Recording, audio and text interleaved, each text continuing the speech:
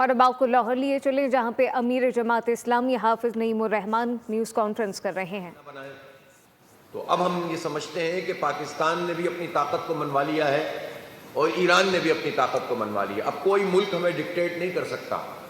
اب تو اگر ذہنی غلامی ہوگی تو آپ ڈکٹیشن لیں گے، ورنہ دوسری صورت میں امریکہ کے بس کی بات نہیں ہے کہ وہ آپ کو روکے کہ آپ پاک ایران گیس پائپ لائن پر کام نہ کریں۔ اس لیے پہلا کام یہی ہونا چاہیے۔ پھر یہ بہت ضروری ہو گیا ہے اب، اور یہ عالم اسلام کو یہ بات سمجھ لینی چاہیے کہ ہماری اصل طاقت ہمارے اتحاد میں ہے۔ جب ہم منتشر ہوتے ہیں، جب ہم پراکسیز لڑ رہے ہوتے ہیں، جب ہم اپنے ہی ملکوں کو آماجگاہ بنا رہے ہوتے ہیں، ہم بین الاقوامی طاقتوں کے ہاتھوں میں کھیل رہے ہوتے ہیں، فرقوں مسلکوں میں امت کو تقسیم کر رہے ہوتے ہیں، باؤنڈریز میں تقسیم کر کے لوگوں کو ایک دوسرے سے لڑوا رہے ہوتے ہیں، تو ہم بکھر جاتے ہیں، ٹوٹ جاتے ہیں، اور جب ہم متحد ہوتے ہیں تو ہماری طاقت بن جاتی ہے۔ اس خطے کے لحاظ سے تو یہ بہت ضروری ہے کہ پاکستان، ایران، ترکی، افغانستان اور بنگلہ دیش، یہ 5 ممالک اور پھر وسط ایشیا کی یہ ریاستیں، ان پر مشتمل ایک بلاک قائم کیا جائے اور یہ دفاعی معاہدہ کریں آپس میں۔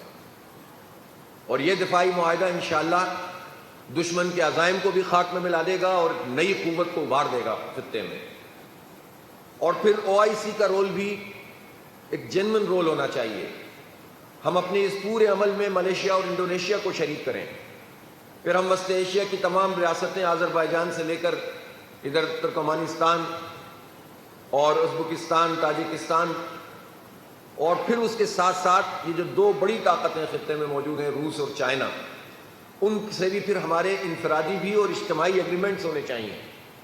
اس طرح ایک توازن طاقت کا پوری دنیا میں بھی قائم ہو جائے گا، اور مغرب کی جو ہیجمنی ہے، ان کے جو ناپاک عزائم ہیں جس میں بار بار وہ حملہ آور ہوتے ہیں اور ہماری طاقتوں کو کمزور کرتے ہیں، وہ عزائم بھی ان کے خاک میں مل جائیں گے۔ اس لیے خطے کے لحاظ سے بھی اور پوری دنیا کے امن کے لحاظ سے یہ اتحاد بہت ضروری ہے۔ اس کے ساتھ ہی اب یہ وقت ہے کہ جس میں غزہ میں جنگ بندی کے لیے یہ ساری طاقتیں اپنی مؤثر آواز کو بلند کریں۔ یہ بات تو اب سامنے آ گئی ہے کہ اسرائیل اپنی تمام تر طاقت، ظلم، تشدد، دہشت گردی، بمباری، فاسفورس بم کے حملے اور بڑے بڑے وزنی بم جو امریکہ انہیں فراہم کرتا ہے، اس کے حملوں کے باوجود فلسطینی قوم کو جھکا نہیں سکا ہے۔ وہ بھوک سے مر رہے ہیں لیکن سرنڈر کرنے کے لیے تیار نہیں ہیں۔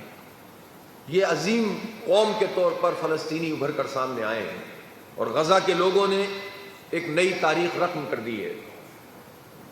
اور جس طاقت کو وہ ختم کرنے کے لیے اسرائیل آیا تھا، 2.25 سال ہو گئے ہیں، کل بھی 7 اسرائیلی فوجیوں کو جہنم واصل کیا ہے حماس نے۔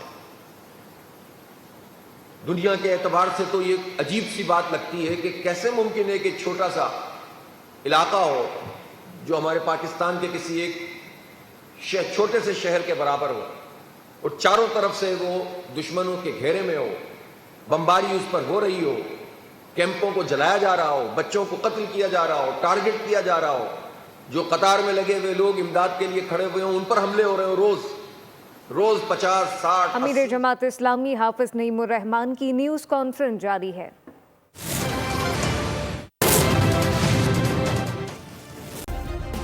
سبسکرائب کریں اور بیل دبائیں تاکہ کوئی خبر رہ نہ جائے۔